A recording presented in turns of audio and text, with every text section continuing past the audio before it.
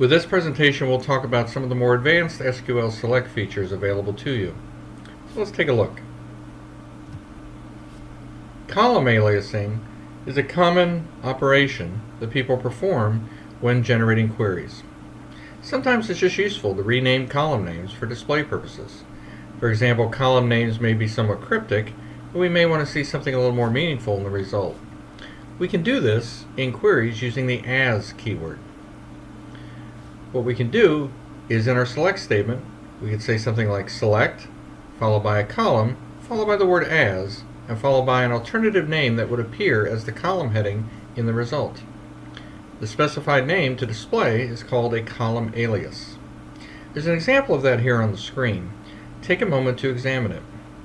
This query would produce a two-column result with columns called name and state.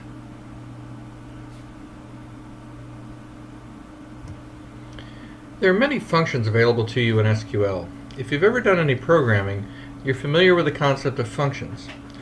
Functions are pre-built pieces of code, if you will, that allow you to perform some operation and get a result without having to worry about the nitty-gritty details. There are many built-in functions in SQL which allow you to display summary information, like the maximum, minimum, a summation, things like that, from a column, and/or manipulate the column contents for presentation purposes. For example, there are a number of string functions that you can use to manipulate how data is actually displayed. Here's an example of the use of one such function. In this query, we're selecting max population from borough. What this means is that we want to examine the population column and compute the max value. Now, since this is a query, it produces a table. Specifically, this query produces a one-row, one-column table consisting of the maximum value contained in the population column of table borough. Here are a few other common functions that are available to you, and again, there are many more, but these are some of the more common ones that you may have a need to use. Functions to compute the max or min or average of a column, the sum of a column, or the square root of a column. The group by designation is very useful, especially when we're doing complex data analysis.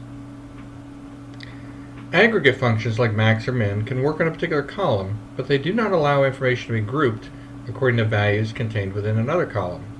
For example, you may want to separate your data into specific categories and then apply an aggregate function to each of the categories. SQL provides a group by clause to extend the summarization ability of these functions. It does what it implies. It groups data so that aggregate results like averages, counts, and the maximum values can be reported for each distinct value of a column. Specifically, it allows you to take your data, separate it into categories, and apply aggregate functions to each of those categories. Here's an example of how you might use group by. Group by follows the table designation, usually. Now, you can have a where clause in between and perhaps a few other things, but group by is normally one of the last things you have in your query. Here, we're selecting two columns, county name, and using the sum function, the sum of the population column. We're selecting that from a table called city, and we're saying group by county name. Now, in the city table, there is a lot of information about all the cities, let's say in Pennsylvania. Obviously, those cities reside in different counties. Some counties have multiple cities, some only have one, and yet other counties have zero. What this particular query does is it separates all of the city records based on their county. So you can think of it as separating the data into separate piles, one for each county. Then it applies the sum function on the population fields for each particular pile. In other words, for each particular county. So what you get ultimately out of this data is a 34-row, two-column table with an abbreviated example of that shown here. The sum of the population is the sum of the population in that specific county for every city for all the cities in that county. If we want to extend it a bit further, we have the having clause. If you recall from our previous discussion of SQL, the select statement is really the implementation of the relational operator restrict. It allows us to restrict the number of rows we view from a table. However, sometimes we want to restrict the rows returned by a group by query. We can do this with the having clause. This is different than a where clause. A having clause is designed to restrict the groups, not the entirety of the table. Having is something that can only be used with group by. And here's an example of using the having clause. Having follows the group by, and the having clause restricts the result set. In other words, the group by portion of the select statement is executed first. Data is separated into groups. Once the data is summarized through the sum of the population column, the result set is further filtered to only include those rows having the quality or property specified by the having clause.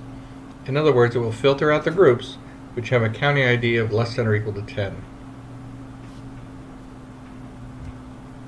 Some other keywords you may find helpful in doing queries include order by, which allows you to order your query results based on the value in a specific column or columns in either ascending or descending order.